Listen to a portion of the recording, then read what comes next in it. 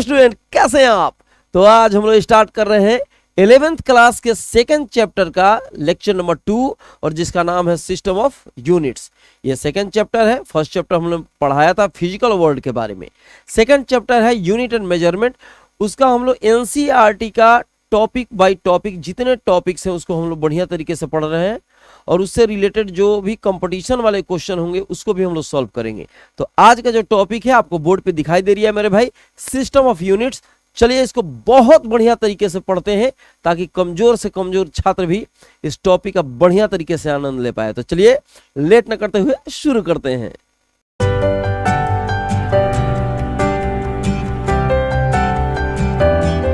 आज हम लोग पढ़ेंगे सिस्टम ऑफ यूनिट्स के बारे में। इसको बारे में सबसे पहले समझना पड़ेगा कि सिस्टम ऑफ यूनिट जो होता है किन किन यूनिट पर डिपेंड करता है।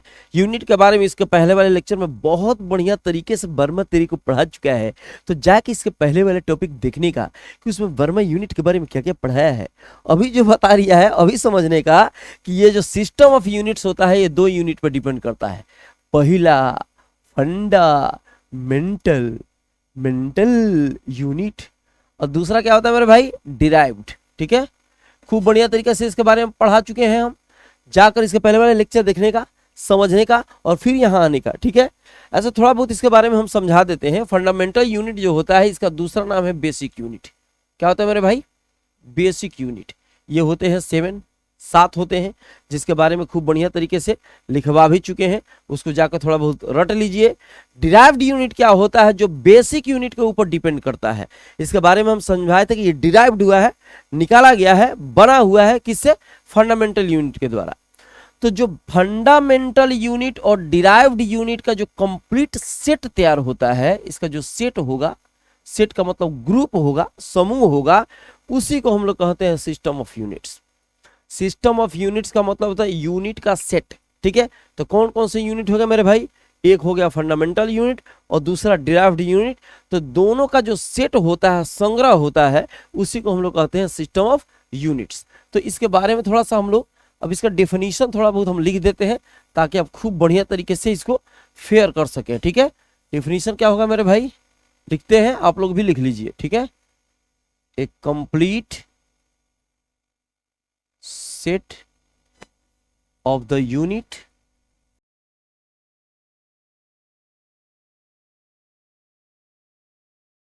system of unit। ठीक है, फिर से पढ़ के समझा दे रहा हूं, फिर से पढ़ के सुना दे रहा हूं ताकि आप लोग, हो सकता है कि हैंडराइटिंग थोड़ा बहुत अब खींच कर लिखने का आदत हो गया है, तो आप लोग को अगर ना दिखे बढ़िया तरीके से तो उसको लिख लीजिएगा। A complete set of the unit both fundamental and derived for all kinds of the given physical quantity is called system of units. माने जितने भी फिजिकल क्वांटिटी आपको दिए गए होते हैं, ठीक है, जितने टाइप्स के फिजिकल क्वांटिटी दिए गए रहते हैं, उनका जो फंडामेंटल और डिराइव्ड यूनिट होता है उसका कंप्लीट सेट को हम कहते हैं, ठीक है, सिस्टम ऑफ यूनिट। या कह सकते हैं फंडामेंटल और डिराइव्ड का जो कंप्लीट सेट होता है उसको सिस्टम ऑफ यूनिट कहते हैं। अब देखो, सिस्टम ऑफ यूनिट के अंतर्गत आते हैं बहुत सारे सिस्टम। ठीक है, समझिए कि मेजरमेंट के लिए, फिजिकल क्वांटिटी को मेजरमेंट के लिए, फिजिकल क्वांटिटी जितनी भी होती है उसको मेजरमेंट करने के लिए बहुत सारे अलग अलग सिस्टम बनाए गए थे। थोड़ा सा इसको ऊपर कर दे रहा हूँ। ठीक है, ठीक है, ठीक है, ठीक है, ठीक है, ठीक है, ठीक है, ठीक है, बहुत सारे अलग अलग सिस्टम तैयार किए गए थे जिसमें पहला आता है सीजीएस सिस्टम। क्या आता है मेरे भाई, सीजीएस सिस्टम। दूसरा आता है MKS system. MKS system dot देकर भी लिख सकते हैं, स्मॉल में भी लिख सकते हैं, कैपिटल में भी लिख सकते हैं। बहुत सारे बुक्स में अलग अलग मेथड से लिखा गया है, तो घबराने के नहीं कि बीच का डॉट क्या हुआ, ये भी घबराने के नहीं कि स्मॉल में होता है कैपिटल के हो गया। ठीक है, तो ऐसे भी लिख सकते हैं एफपीएस और डायरेक्ट ऐसे भी लिख सकते हैं एफपीएस सिस्टम। ठीक है, CGS system, MKS system, FPS system. अब पहले अलग अलग मेथड्स थे, इसको बाद में देखा गया कि इन मेथड्स को हटाकर एक ही सिस्टम लाया जा सकता है, जो 4 नंबर में आया, एसआई सिस्टम। क्या बोला गया, एसआई सिस्टम। समझिए कि अलग अलग देशों के जो साइंटिस्ट थे मेजरमेंट के लिए अलग अलग सिस्टम का प्रयोग करते थे, ठीक है, जिसमें सीजीएस था, एमकेएस था, एफपीएस था। अब इसको नेग्लेक्ट करके समझिए कि लगभग लगभग हटाकर और एसआई सिस्टम बना दिया गया, international system of the unit, जो कि पूरे दुनिया में भी चल रहा है, इंटरनेशनल सिस्टम बना दिया गया। इसके बारे में बढ़िया तरीके से हम लोग डिटेल में पढ़ाएंगे, ताकि मतलब हमको लगता है कि एक जरा भी कहीं पर भी 1% का दिक्कत नहीं होगा, ठीक है, खाली समझने का। सीजीएस सिस्टम होता है, इसका दूसरा नाम भी है मेरे भाई, इसको कहा जाता है गॉसियन सिस्टम। चलो साफ साफ थोड़ा लिख देते हैं, GAUSSIAN, ठीक है, Gaussian system of the unit. मतलब सीजीएस सिस्टम को गॉसियन सिस्टम कहा जा सकता है। एमकेएस को मैट्रिक सिस्टम भी कहा जा सकता है, मैट्रिक सिस्टम, ठीक है, मैट्रिक सी थोड़ा सा अलग हो गया, मैट्रिक सिस्टम। देखो अब थोड़ा सा ध्यान से देखने का, इसको भी मैट्रिक सिस्टम कहा जाता है, यहां पर भी लिख देते हैं, ठीक है, इसको भी मैट्रिक सिस्टम कहा जाता है। मतलब सीजीएस और एमकेएस दोनों को मैट्रिक सिस्टम आप कह सकते हैं। ऐसे सीजीएस का एक और नाम जो हमने बता दिया अभी, गॉसियन सिस्टम, वो भी है, और एमकेएस को मैट्रिक सिस्टम कहा जाता है। क्यों कहा जाता है ये भी हम बता रहे हैं, अभी फिलहाल समझ लीजिए। और एफपीएस का दूसरा नाम है, ठीक है, ब्रिटिश सिस्टम, ब्रिटिश सिस्टम कहिए या ब्रिटिश इंजीनियरिंग सिस्टम कहिए, ठीक है। फिर से समझ लीजिए, पहले अलग अलग देशों में अलग अलग साइंटिस्ट लोग जो थे अलग अलग मेजरमेंट का अलग अलग मेजरमेंट लेते थे, अलग अलग चीजों को मेजर करने के लिए या फिजिकल क्वांटिटी को मेजर करने के लिए, जिसमें सीजीएस था, एमकेएस था, एफपीएस था। बाद में इन सारे को नेग्लेक्ट करके एक चीज बना दिया एसआई सिस्टम, जिसके बारे में अभी हम लोग चर्चा करने वाले हैं। अभी फिलहाल इन तीनों के बारे में चर्चा करना है, तो इसको हम मिटा देते हैं, ठीक है। सीजीएस सिस्टम का दूसरा नाम है गॉसियन सिस्टम, ठीक है। एमकेएस सिस्टम का नाम है मैट्रिक सिस्टम, इसे भी मैट्रिक सिस्टम कहा जाता है। मैट्रिक सिस्टम कहने का यह अभिप्राय है, क्यों कहा जाता है, क्योंकि इनका जो मल्टीपल होता है वो 10 के रूप में होता है, इनके पावर्स जो होते हैं 10 के रूप में होते हैं। क्या होता है समझ लीजिए, ये पहला नाम जो आपको दिखाई दे रहा है CMF, दूसरा नाम जो दिखाई दे रहा है और तीसरा नाम जो दिखाई दे रहा है, ठीक है, ये सबका कुछ ना कुछ अर्थ निकलता है। पहला नाम C, पहला नाम M, पहला नाम F, इन सब का जो अर्थ निकलेगा वो लेंथ का अर्थ निकलेगा, लेंथ, इससे लेंथ पता चलेगा। दूसरा नाम जो दूसरा अक्षर तो दिखाई दे रहा है इसमें, दूसरा लेटर, इसके द्वारा हमको मास पता लगेगा, और तीसरा वाला को टाइम पता लगेगा। फिर से समझ लो, पहला जो नाम दिख रहा है CMF, इस सब के द्वारा लेंथ का पता चलेगा, इसके द्वारा मास का पता चलेगा, इसके द्वारा टाइम का पता चलेगा। और इसका मतलब क्या होता है, C से सेंटीमीटर, सेंटीमीटर से लेंथ मेजर करते हैं, ठीक है। M से मीटर लेंथ मेजर करते हैं, फुट से F से फुट, ये इसके द्वारा भी हम लेंथ मेजर करते हैं। यहाँ पे क्या है, G से ग्राम मास हो गया, K से किलोग्राम मास हो गया, P से पाउंड मास हो गया, S सेकंड टाइम हो गया। फिर से समझ लो, C से होता है सेंटीमीटर, G से ग्राम, S से सेकंड, ठीक है। तो सेंटीमीटर लेंथ हो गया, ग्राम मास हो गया, S टाइम हो गया। उसी तरह से metre, kilogram, second, foot, pound, second, ठीक है। तो इसका डेफिनेशन लिखना हो तो क्या लिख सकते हैं, इसका डेफिनेशन कैसे लिख सकते हैं, बोल देंगे तो लिख लेगा मेरे भाई, या लिखना पड़ेगा। कैसे लिखेंगे, in this system the unit of the length, यहाँ देखो इन दिस सिस्टम, इसका डेफिनेशन क्या लिखेंगे, घर बैठकर अगर हम बोलते हैं तो उसका लैंग्वेज सुनकर भी लिख सकते हो, वैसे यहाँ पर लिखा भी जा सकता है। चलो लिख ही देते हैं, ठीक है, लिख देते हैं ताकि तुम लोग फेयर करते रहेगा घर पे बैठ के, है ना। क्या है सीजीएस सिस्टम, क्या है, लिखेंगे in this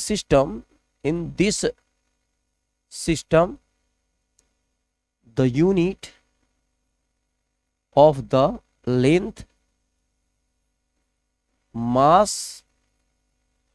and time is centimeter, gram and second respectively. It is also called Gaussian system और मैट्रिक सिस्टम। फिर से देख लो यहाँ पे क्या लिखे हैं, in this system the unit of the length, mass and time is centimetre, gram and second respectively. It is also called Gaussian system और मैट्रिक सिस्टम। दूसरा क्या हो गया मेरे भाई, दूसरा हो गया एमकेएस सिस्टम, एमकेएस सिस्टम।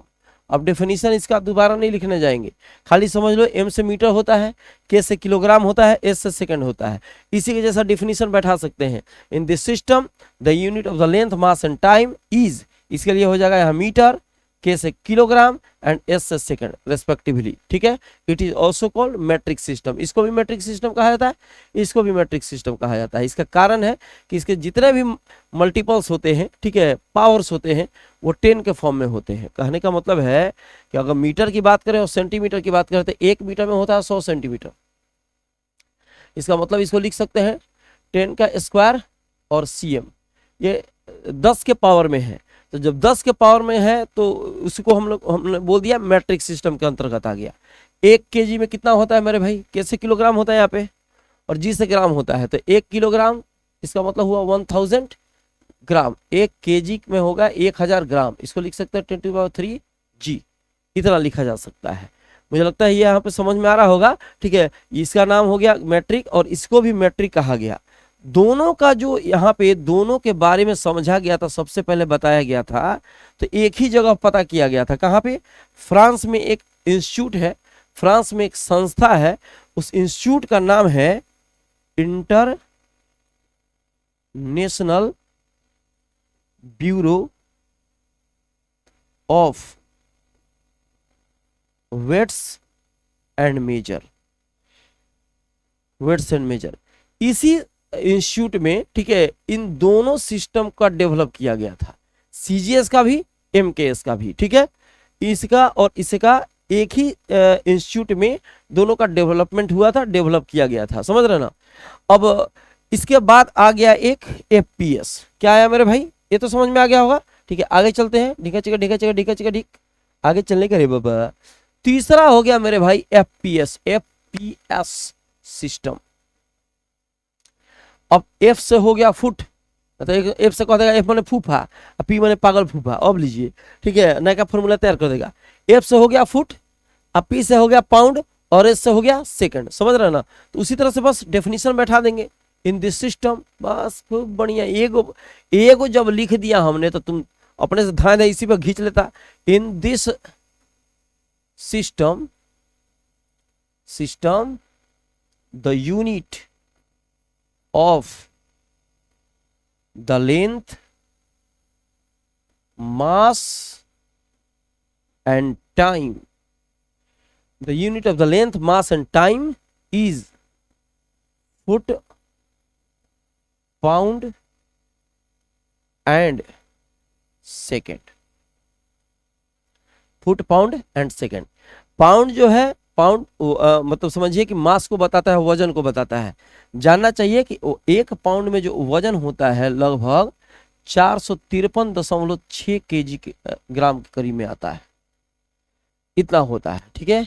453.6 ग्राम, इसको आप केजी में कन्वर्ट करिएगा, ये डिसमल यहाँ पे आ जाएगा, ठीक है। इतना लिख सकते हैं आप, माने 1 पाउंड में ऐसे न्यूमेरिकल जब न्यूमेरिकल्स बनाया जाता है तो इतना 453 नहीं लिखा जाता है। न्यूमेरिकल बनाते समय 1 पाउंड इक्वल टू लिख दिया जाता है लगभग 450, सुविधा के लिए लिख दिया जाता है, बस ये खाली समझ लीजिए। लेकिन अगर एग्जैक्ट वैल्यू देखें तो हो जाता है 1 पाउंड इक्वल टू होता है 453.6 ग्राम। इसको केजी में कन्वर्ट किए हैं, ये डिसमल यहाँ लग गया है तो केजी में कन्वर्ट हो गया है। उसी प्रकार से ये फुट जो है, 1 फुट इक्वल टू होता है 12 इंच, ठीक है। 1 फुट इक्वल टू कितना होता है मेरे भाई, 12 इंच होता है। अब देखो ये सारा का सारा एफपीएस जो है ना, अगर सीजीएस और एमकेएस का कुछ तो प्रयोग चल रहा है, सीजीएस का भी और एमकेएस का भी, दोनों का हम लोग के लाइफ में अभी कुछ ना कुछ यूज चल रहा है और बहुत बढ़िया तरीके से यूज चल रहा है। इसको तो लगभग हटा दिया गया। हटाने का मुख्य कारण ये था, ठीक है, कि देखो कोई भी सिस्टम तैयार किया जाता है कि हम लोग का लाइफ को सुविधाजनक बनाने के लिए, कठिनाई से परिपूर्ण बनाने के लिए कोई भी कठिनता वाला सिस्टम अपना लिया जाए जिसके चलते हम लोग का लाइफ में दिक्कत हो, वो काम नहीं किया जाता है। तो एफपीएस सिस्टम जो है ना, ये काफ़ी दिक्कत देता है। काफ़ी दिक्कत का मतलब क्या हुआ, आप समझ सकते हैं कि अगर देखिए जैसे सीजीएस था, सीजीएस, थोड़ा सा और इसको ऊपर करें अभी समझाने का, वर्मा और समझाने का, तब बच्चा को समझ में आने का। अगर देखा जाए सीजीएस में, सीजीएस लिखा था, एमकेएस लिखा था, तो हमने क्या कहा, सी से सेंटीमीटर होता है, एम से मीटर होता है, तो 1 मीटर में होता है 100 सेंटीमीटर, ठीक है। अच्छा, 1 केजी में होता है मेरे भाई 1000 ग्राम। अब आपसे कहा जाए कि 2 मीटर में तो 200, 3 मीटर में 300, 4 मीटर में 400, उसी प्रकार 1 केजी में 1000 ग्राम, 5 केजी में 5000, 10 केजी में 10। कहने का मतलब जितना जल्दी क्वेश्चन पूछेंगे, कहेंगे 50 केजी में तो कहेगा 50,000 ग्राम। जितना जल्दी क्वेश्चन पूछेंगे उतना जल्दी तुम आंसर बनाएगा। रिकॉर्डिंग चल रही है मेरे भाई, टिक टिकी चल रही है, ठीक है। जितना जल्दी क्वेश्चन पूछेंगे उतना जल्दी इसमें से आंसर निकलेगा। व्यापारिक दृष्टिकोण से व्यापार करने में, ठीक है, कहीं पर भी कुछ काम करने में यह काफी सुविधाजनक है। गुना करने में, भाग देने में, मतलब समझिए कि आप अगर कैलकुलेशन करते हैं, उस कैलकुलेशन में भी काफी ये सुविधा देता है, ठीक है। लेकिन अगर देखा जाए तो यहाँ पे आपको दिखाई दे रही है मेरे भाई कि 1 पाउंड में लगभग इतना होता है, इतना ही होता है।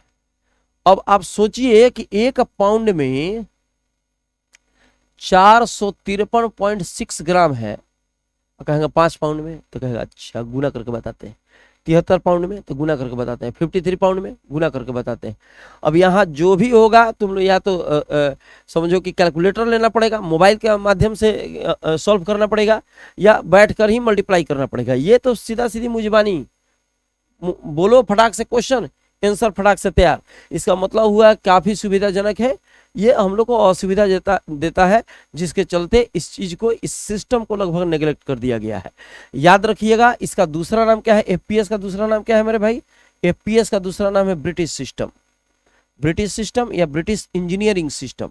ये जो हुआ था, ये इंग्लैंड का जो राजधानी है लंदन, लंदन में एक इंस्टीट्यूट है एक्सचेकर। क्या है मेरे भाई, एक्सचेकर। उस एक्सचेकर इंस्टीट्यूट में इस एफपीएस सिस्टम को डेवलप किया गया, लेकिन बाद में लगभग इसे हटा दिया गया। अभी तो अब कंपटीशन भी फेस करने जाते हैं तो आपकी जो हाइट होती है उसको भी सेंटीमीटर में मेजर किया जाता है, मांगा जाता है कि सेंटीमीटर में लिख के भेजो। फुट पे आपका हाइट भी नहीं मांगा जाता है कंपटीशन में। तो समझिए कि ये जो था कभी कभी कहीं कहीं यूज होता है, प्रयोग होता है, लेकिन लगभग जगह हटा दिया गया है इसको, एफपीएस को। तो 2 चीजें चल रही हैं, सीजीएस और एमकेएस। बाद में देखा गया कि पूरा दुनिया में अलग अलग जो सिस्टम का प्रयोग हो रहा है, किसका किसका हो रहा है मेरे भाई, हो रहा है सीजीएस का, सीजीएस का हो रहा है, और किसका हो रहा है, एमकेएस का हो रहा है, और किसका हो रहा है, एफपीएस का हो रहा है। बाद में कहा गया कि चलो भाई एक ऐसा सिस्टम तैयार किया जाए, ठीक है, जिसके चलते ये जो है, ये सिस्टम को हटाकर एक सिस्टम बना दिया जाए, जिसका नाम था एसआई सिस्टम। क्या नाम था, एसआई सिस्टम। 1971 में, थोड़ा हिंदी बोल दे रहे हैं, उसके लिए घबरा मत जाना, ठीक है। 1971 का मतलब हुआ 1971, ठीक है। 1971 एडी को अंग्रेजी का खतरनाक विद्यार्थी बैठा होगा, उसको वो भी नहीं समझा 19 क्या, ठीक है। तो भारत में रहने के लिए मतलब रहने लायक नहीं है, ठीक है। 1971 एडी में एक मीटिंग किया गया। मीटिंग कहाँ किया गया, थोड़ा बहुत हिंदी लिख देते हैं, चलो। ये हो गया मान लो फ्रांस। क्या हो गया, थोड़ा बहुत हम हिंदी लिखेंगे मेरे भाई। ये हो गया फ्रांस। फ्रांस की जो राजधानी हो गई, तुम अंग्रेजी में लिखते रहना, ठीक है, पेरिस, ठीक है। फ्रांस हो गया। फ्रांस के अंदर क्या हो गया मेरे भाई, पेरिस हो गया। अब कहेगा फ्रांस गोल है क्या, गोल नहीं है, समझा रहे हैं। अब पेरिस भी गोल है ना। अब पेरिस के अंदर एक जगह हो गया सेवरस।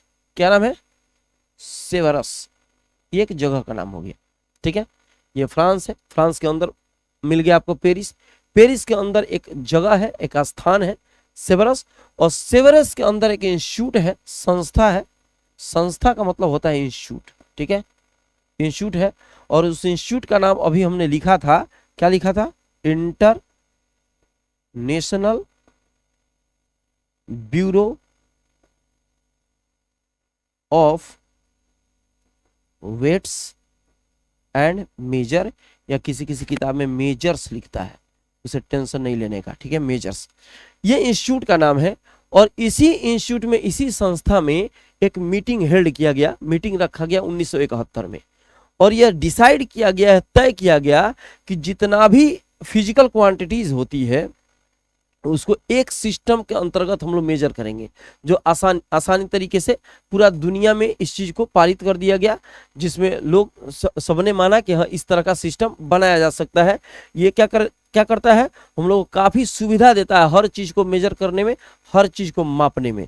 चूंकि ये इंटरनेशनल लेवल पे हुआ था, इसीलिए इसका नाम रखा गया इंटरनेशनल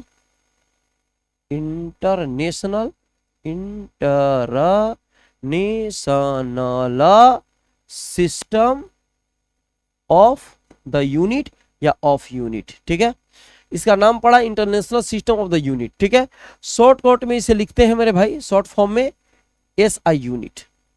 ठीक है, फिर से समझिए, हमने कहा कि 1971 में 1971, बहुत जगह पर 1960 लिखा हुआ है, लेकिन NCERT और दूसरे किताबों को देखने पर पता चलता है कि 1971 लिखा है, हमने 1971 लिख दिया। 1971 में जो फ्रांस की राजधानी पेरिस है, और पेरिस के अंदर एक सेवरेस जगह है, उस स्थान पे एक संस्था है, इंस्टीट्यूट है, उस इंस्टीट्यूट का नाम है international bureau of weights and measure. इसी में 1971 में मीटिंग हेल्ड किया गया और सारे देश के जो प्रमुख लोग हैं उनको बुलाया गया, जो इस चीज को मानेंगे। ठीक है, कोई भी मीटिंग करके बहुत सारे लोगों को रखा जाता है, चाहे गांव की बात हो, शहर की बात हो, मीटिंग किया जाता है, जो सबका मत होता है उसी के अनुसार उसे पास किया जाता है।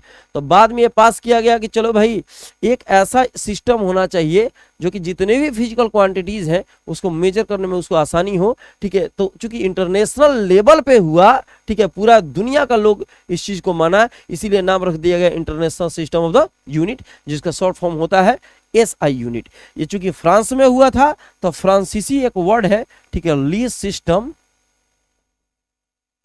एंड इंटरनेशनल डी, ये फ्रेंच वर्ड है। ठीक है, क्या है, ली सिस्टम एंड इंटरनेशनल डी, कहीं कहीं लिखा है ली सिस्टम इंटरनेशनल डी, एंड हटा दिया है, उसमें कंफ्यूज मत हो जाना कि सर एंड लिखे हैं, मेरे किताब में एंड नहीं है। ठीक है, ये फ्रेंच वर्ड है, इसका अर्थ भी होता है international system of the unit. ठीक है, फिर से समझ लो, फ्रांस की राजधानी पेरिस, पेरिस में सेवरेस जगह, सेवरेस में एक institute, international system of the unit. 1971 में मीटिंग, और मीटिंग में यह डिसाइड किया गया कि एक सिस्टम होना चाहिए।